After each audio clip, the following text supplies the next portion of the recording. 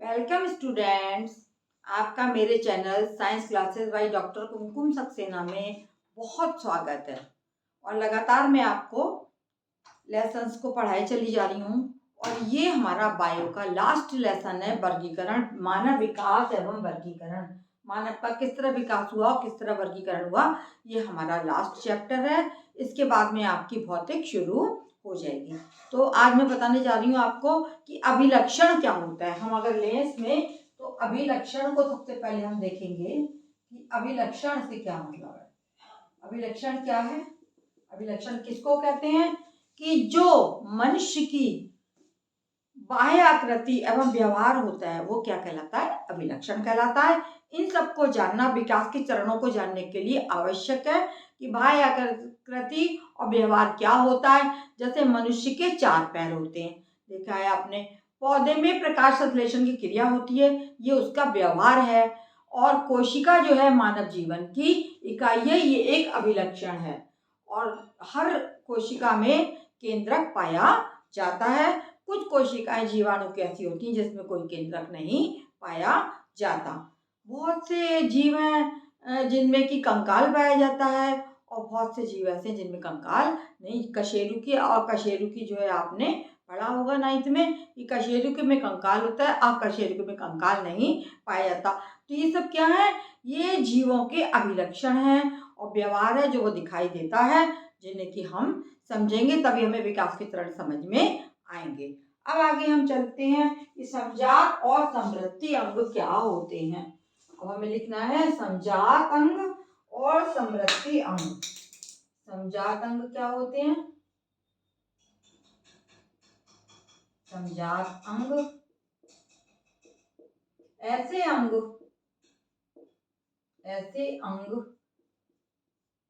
सभी में पाए जाते हैं, जीवों में भी पाए जाते हैं, मनुष्य में भी पाए जाते हैं। ऐसे अंग जिनकी संरचना समान होती है, ऐसे अंग जिनकी संरचना समान होती है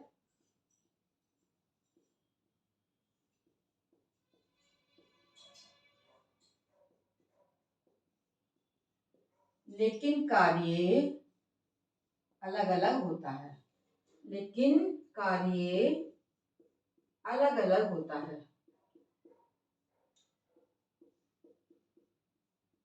संरचना समान, कार्य अलग अलग होता है। क्या मतलब है इस बात का? कि जैसे मनुष्य के पैर हैं और मेढक, छिपकली और पक्षियों के पैर। मनुष्य के पाद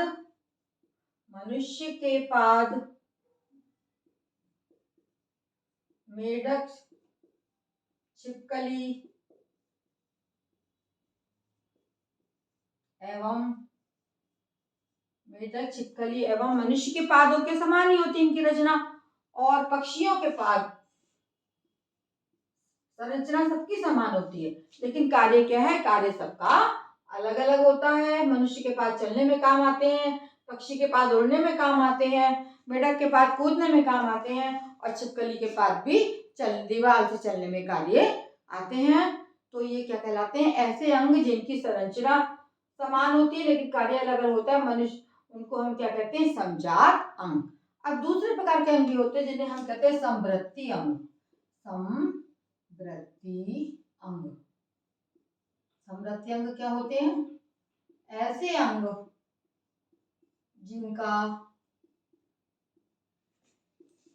जिनकी संरचना अलग अलग होती है लेकिन कार्य एक सा होता है। अलग अलग होती है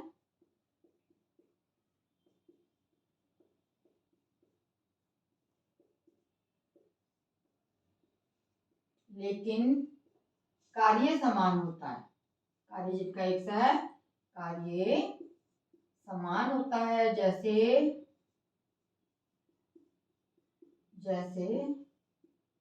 चमगादड़ क्या है? मैमेलिया है।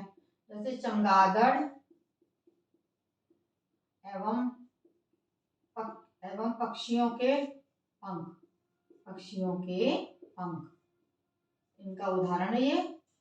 चमगादड़ और पक्षियों के पंख का काम क्या होता है? दोनों का कार्य है उड़ना, है ना। यानी इनकी संरचना समान है। इनका क्या है? ऐसे इनकी संरचना अलग अलग होती है लेकिन कार्य समान। चमगादड़ और पक्षियों के पंख, है ना, अलग अलग इनकी संरचना होती है। जो चमगादड़ होता है उसके जो है वो जो लंबी वाली उंगली है उस पर सारे पंख फैल जाते हैं, उससे ही पंख फैलते हैं। लेकिन जो पक्षी हैं उनके पूरे अग्रपादों से उड़ने से उनकी अग्रपादों को पंखों में लिया जाता है, तब उनके पंख बनते हैं। तो ये कहलाते हैं, आपको बताया मैंने, संज्ञात और समृद्धि अंग। इन सबको जानना आवश्यक है, क्योंकि इन्हीं गुणों के कारण जो है पूर्वज किसी के एक होते हैं और उनमें समानता पाई जाती है, उनके अभिलक्षण एक होते हैं। अब आगे हम चलेंगे कि जीवाश्म। जीवाश्म क्या होता है वो मैं समझाऊंगी आपको। जीवाश्म क्या होते हैं कि जीवाश्म जो हैं बहुत से ऐसे जंतु थे जो 100 करोड़ वर्षों से ज्यादा, 100 करोड़ वर्षों से अधिक लगे, उन्हें वर्ष लग गए। वर्षों के बाद आंधी आई, तूफान आया, चट्टानें हुई और इनमें सब में क्या हुआ कि ये दबते चले गए।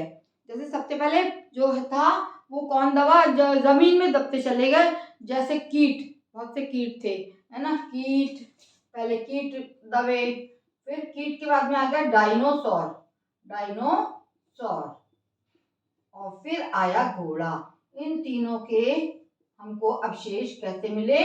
जमीन में चट्टाने रेत के टीले बनते चले गए और माना उनका पूरा शरीर जो था वो गल नहीं पाया। गिरने के बाद में उनका मृतक शरीर जो था वो खत्म नहीं हो पाया और ऐसे कैसे जीवित रह गया और उनके ऊपर चट्टाने रेत के टीले बनते चले गए, चट्टाने गिरती चली गई। तो इस प्रकार से ये पक्षी ये उसमें दबे पड़े रह गए चट्टानों में। और जब खुदाई हुई तो खुदाई के बाद में इनके जीवाश्म मिले। 100 वर्षों के बाद कीट के पाए गए जीवाश्म, फिर डायनासोर की आकृति के जीवाश्म पाए गए। इससे पता लगा कि डायनासोर भी कोई जीव पृथ्वी पे था। उसके बाद में घोड़े के जीवाश्म मिले हैं। तो इन जो दबे हुए मिट्टी में पाए जाते हैं इन जंतुओं के अवशेष, उन्हें हम क्या कहते हैं? उन्हें हम जीवाश्म कहते हैं। मृतक जंतुओं के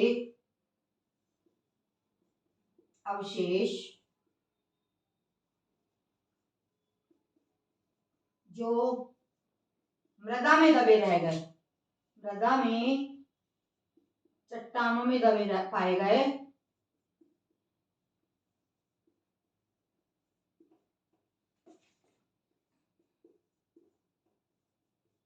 उन्हें जीवाश्म कहा गया। जीवाश्म के नाम से जाना गया।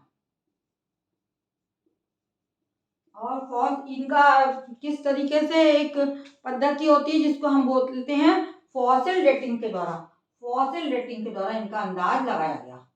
फॉसिल डेटिंग, इनका अंदाज लगाया गया कि ये कितने वर्ष पुराने हैं। तो इस प्रकार से ये सब जो आपको मैंने बताया, संजात अंग, समृद्धि अंग और जीवाश्म, इनको आप याद करिए। ये आपका बोर्ड में अवश्य आएगा और आप आगे बढ़ते रहिए और याद करते रहिए। और इन चैप्टर्स को आप ध्यान से देखेंगे तभी आपको समझ में आएगा विकास क्या है और किस तरह से विकास हुआ है।